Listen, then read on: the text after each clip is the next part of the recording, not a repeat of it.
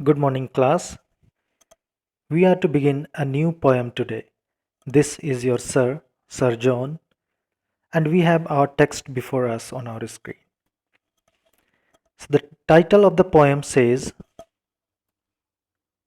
A Thing of Beauty, which is written by the poet John Keats. So let us read the poem, and you will follow me with the line read by me.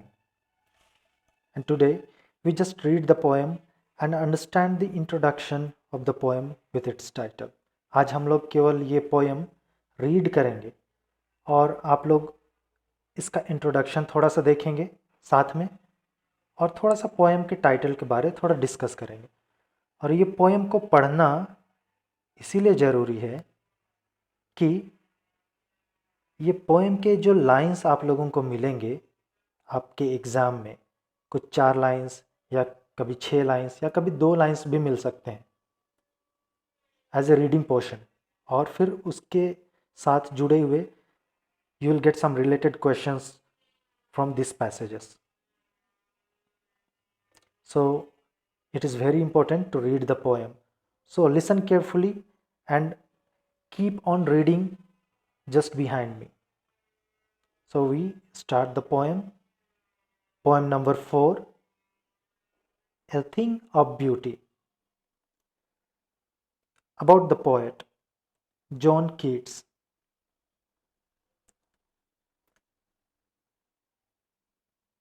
John Keats, 1795 to 1821, was a British romantic poet. ये John Keats एक British romantic poet थे। यहाँ British का मतलब हम लोग समझते हैं कि he was from London.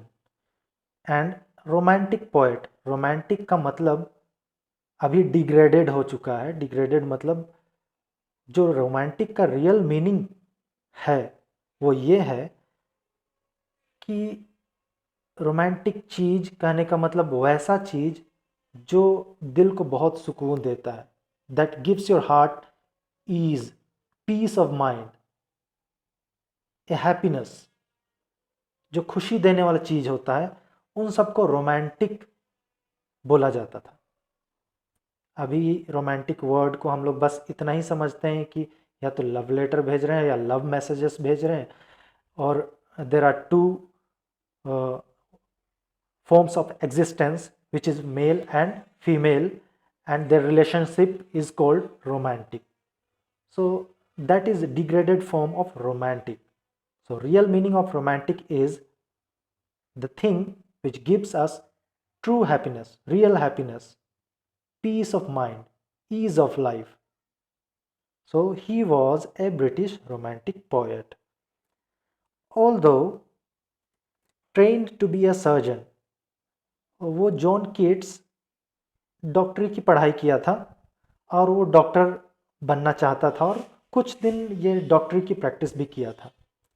Keats decided to devote himself wholly to poetry, लेकिन उसने क्या किया, देखा कि सर्जन बनने के बाद उसमें वो खुशी नहीं है, पीस ऑफ माइंड नहीं है, तो वो क्या किया, उसमें थोड़ा एक टैलेंट था कि वर्ड्स के साथ वो प्ले करता था, वर्ड प्ले जो कि हम लोग देखते हैं पोएम्स में। पोएट्स क्या करते हैं या पोएट्स अक्सर वर्ड प्ले करते हैं और वर्ड से कुछ एक कंपोजिशन तैयार करते हैं जिसको हम लोग पोएम्स कहते हैं। So he just loved this playing with words and peace of mind he got, though he called a romantic poet. So he was trained to be a surgeon, but he decided to become a poet. So Keats' secret and what was his talent about this writing poem and all, his secret, his power to sway and delight the readers. उसका एक power था कि वो अपने creativity से, अपने word play से जितने भी रीडर्स हैं उनको खुशी दे पाता था। Lies primarily in his gift of perceiving the world and living his moods and aspirations in terms of language. वो अपने लैंग्वेज से दूसरों को खुशी दे पाता था। So he he was able to make people see what he wanted them to see through his writing, through his words used in the poem. That was his talent, और वो उसका सीक्रेट था, अपने शब्दों के द्वारा दूसरों को खुशी दे पाना. The following is an excerpt from his poem Endymion, a poetic romance. अब ये जो पोएम है, ये जितने भी poem a thing of beauty में ये जितने भी लाइंस हैं, ये एक्चुअली में एक बहुत बड़ा पोएम का हिस्सा है, और उस पोएम का नाम है एंडीमियन, ए पोएटिक रोमांस. ये रियल बुक है, एक बुक है पोएम की, बहुत लंबी कविता है ये. उसमें से कुछ छोटा सा भाग लेकर के हम लोगों के लिए यहाँ पर पढ़ने के लिए प्रेजेंट किया गया है. छोटे से भाग को हम पढ़ रहे हैं.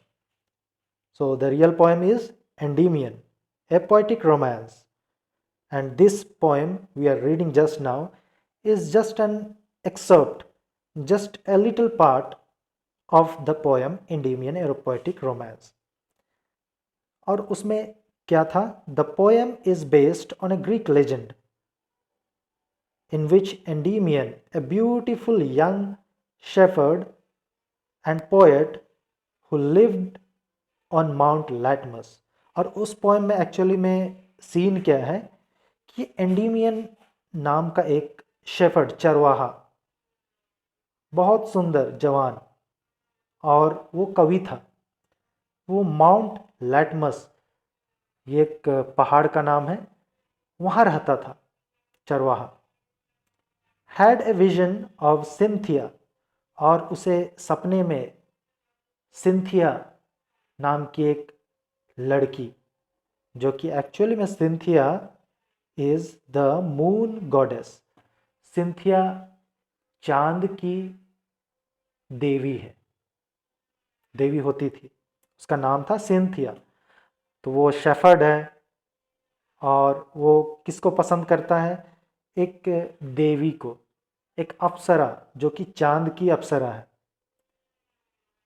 The enchanted youth resolved to see her out and so wandered away through the forest and down under the sea.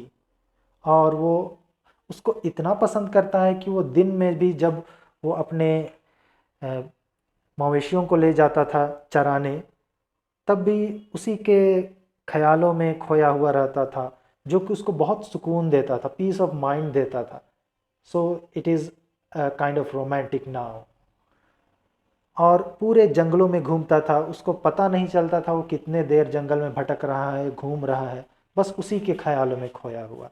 So the shepherd Endymion loved the goddess Cynthia. She is the goddess of moon.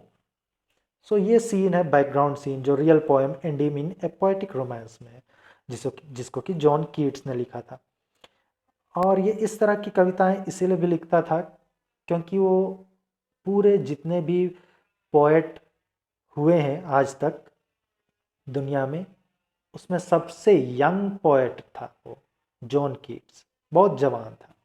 सो ये जो poem का heading है, a thing of beauty, उसी poem के सबसे पहले line में से लिया गया है, और बार बार ये लाइन रिपीट किया गया है poem, in the middle of the poem, in the lines of the poem.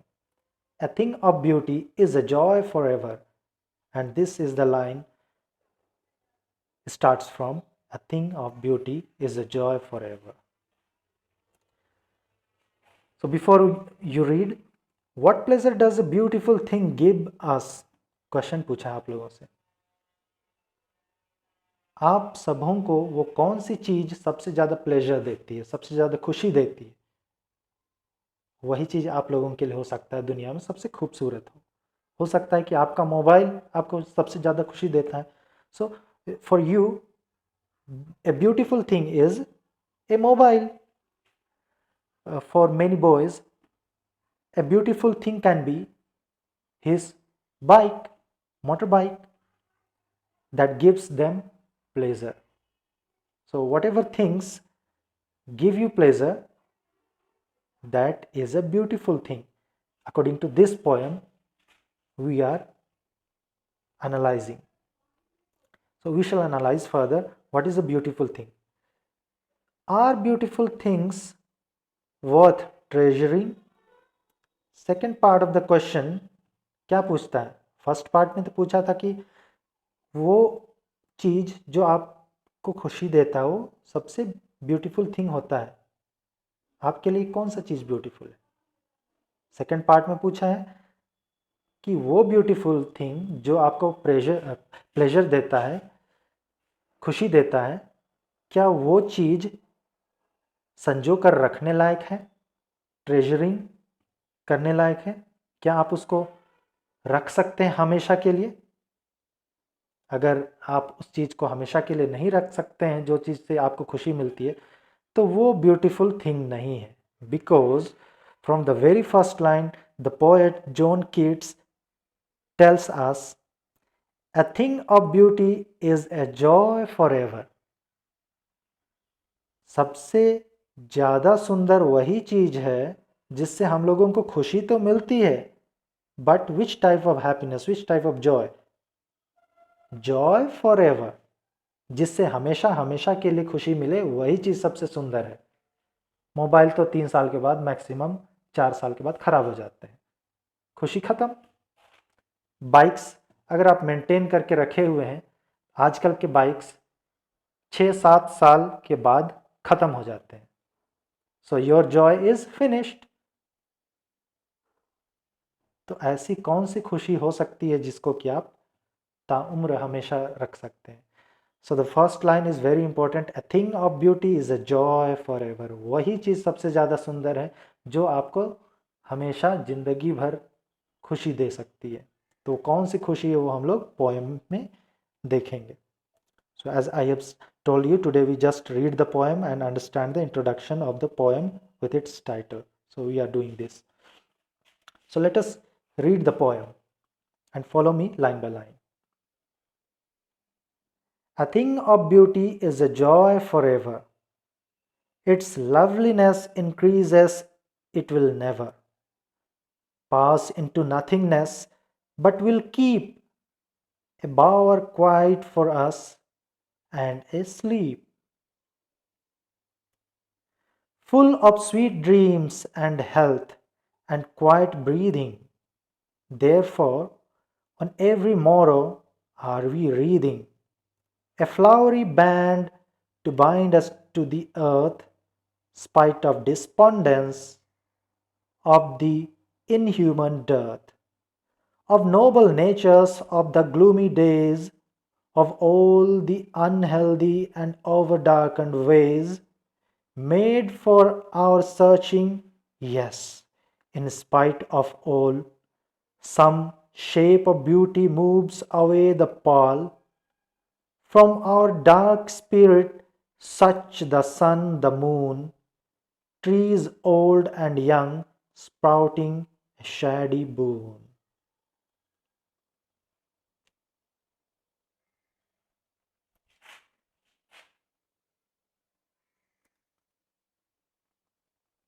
For simple sheep and such are daffodils, with the green world they live in and clear rills, that for themselves a cooling covert make, 'gainst the hot season the mild forest break, rich with a sparkling of fair musk rose blooms, and such too is the grandeur of the dooms we have imagined for the mighty dead, all lovely tales that we have heard and read, an endless fountain of immortal drink, pouring into us from the heavens brink.